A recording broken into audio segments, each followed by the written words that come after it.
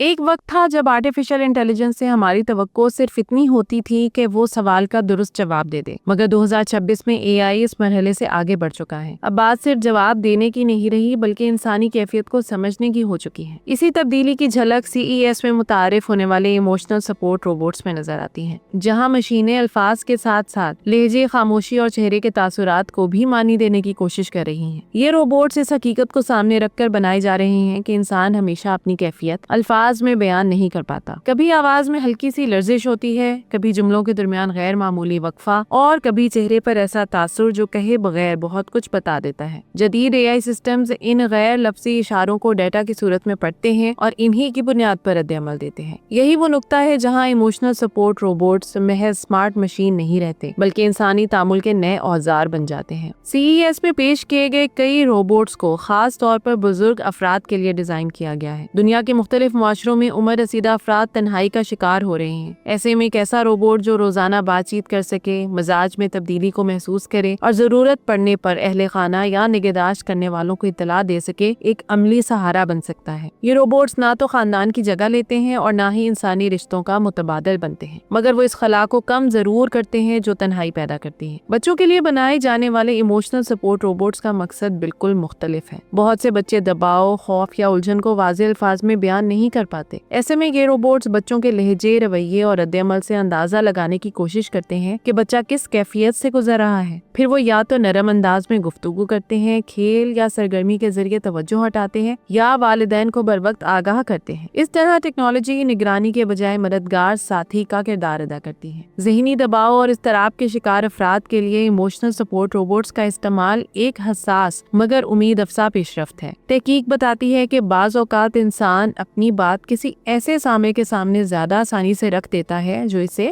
جج نہ کرے۔ AI روبوٹس نہ تنقید کرتے ہیں اور نہ ہی موازنہ، بلکہ ایک متوازن اور غیر جانبدار رد عمل دیتے ہیں۔ اسی لیے انہیں ابتدائی ذہنی معاونت، روزانہ کے چیک ان اور سٹریس مینجمنٹ میں آزمایا جا رہا ہے۔ تاہم ماہرین اس بات پر متفق ہیں کہ شدید ذہنی مسائل میں انسانی معالج کا کردار ناگزیر ہے۔ یہاں ایک بنیادی سوال ابھرتا ہے، کیا یہ روبوٹس واقعی احساس رکھتے ہیں؟ اس کا جواب واضح ہے کہ نہیں۔ ان مشینوں کے پاس شعور، ذاتی تجربہ یا جذبات نہیں ہوتے، مگر وہ احساس کے اشارے پہچاننا سیکھ رہی ہیں۔ آواز کے اتار چڑھاؤ، چہرے کی حرکت، آنکھوں کے زاویے اور گفتگو کے وقفوں سے وہ اندازہ لگاتی ہیں کہ سامنے والا شخص کیسا محسوس کر رہا ہے۔ یہی فرق انہیں خطرناک نہیں بلکہ قابل استعمال بناتا ہے۔ 2026 کا ایک نمایاں رجحان یہ ہے کہ ایموشنل سپورٹ روبوٹس جامد پروگرام نہیں رہے۔ وہ ریئل ٹائم میں سیکھنے اور خود کو بہتر بنانے کی صلاحیت رکھتے ہیں۔ جتنا زیادہ وہ کسی فرد کے ساتھ بات چیت کرتے ہیں، اتنا ہی اس کے رویے اور عادات کو سمجھنے لگتے ہیں۔ اسی وجہ سے CES میں پیش کیے گئے کئی ماڈلز کو وقتی گیجٹس کے بجائے طویل المدت ساتھی نظام کے طور پر متعارف کروایا گیا۔ اس تمام ترقی کے ساتھ اخلاقی سوالات بھی جڑے ہیں۔